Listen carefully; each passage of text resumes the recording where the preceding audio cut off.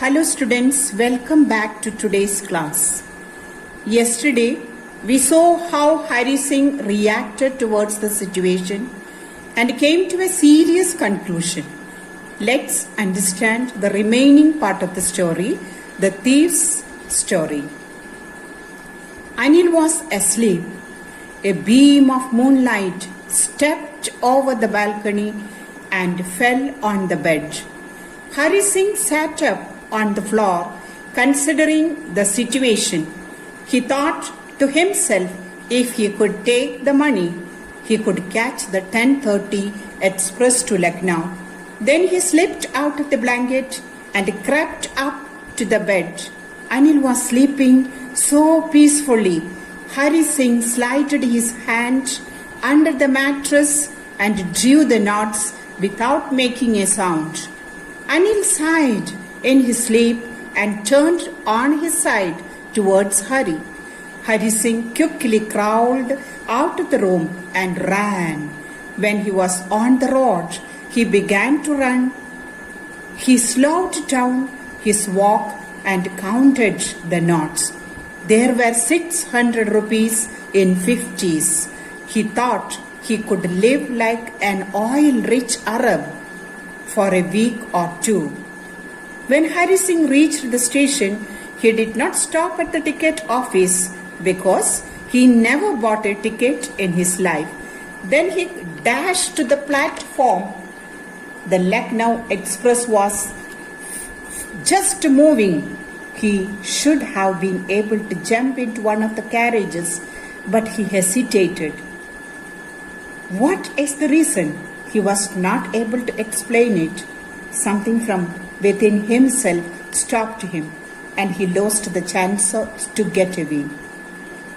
When the train had gone, he found himself standing alone on the deserted platform. He had no idea where to spend the night.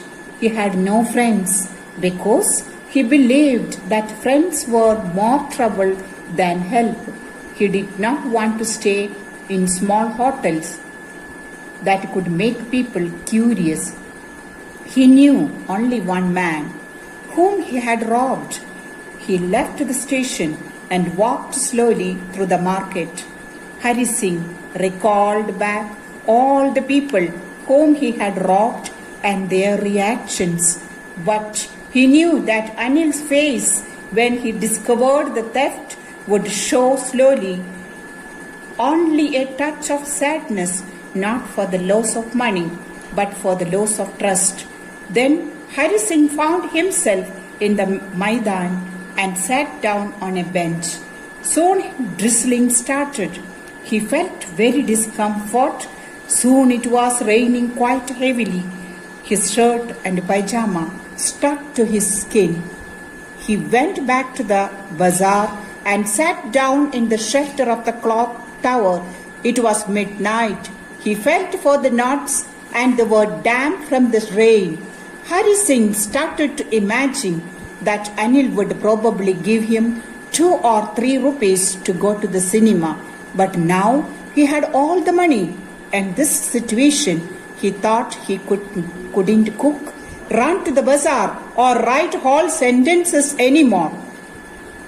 Hari Singh totally forgot in the excitement of his theft the benefit of learning how to write, out of which he could get more than a few hundred rupees.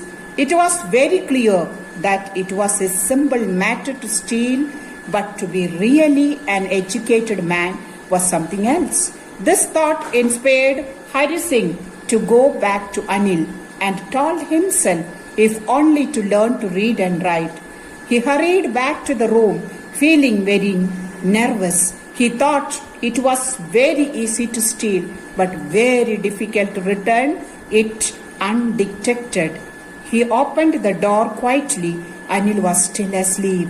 He crept to the head of the bed, remaining still. He found the edge of the mattress and slipped the knots under it. When Hari Singh got up, he found that Anil had already made the tea. He stretched out his hand with a 50 rupee note. The heart of the Hari Singh sank for he thought that he had been discovered. Anil normally told that he had made some money and Hari Singh could be paid regularly. Hari Singh's spirit rose, and when he took the knot, he found it was still wet. To his surprise, Anil announced that they would start writing sentences very soon. This time, Hari Singh gave a broad smile that came naturally without any effort. This is all about the story, my dear students. Prepare well. Homework is in the PDF.